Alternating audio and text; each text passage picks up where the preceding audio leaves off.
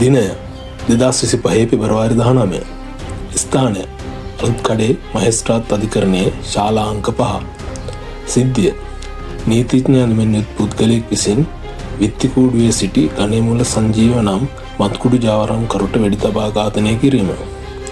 එම සිද්ධියත් සමග පොලිස් විමර්ශන අංශ විසින් ප්‍රධානතම සැකකරුවන් දෙදෙනෙකු CCTV දර්ශන සහ සාක්ෂි මගින් හඳුනාගත් අතර මෙහිදී නීතිඥ ඇඳුමෙන් යුත් පුද්ගලයෙකු විසින් වෙඩි තැබීම සිදු කර ඇති අතර එයට සහාය වූ තවත් තරුණියක් CCTV දර්ශන ඔස්සේ හඳුනා ගන්නා ලදී.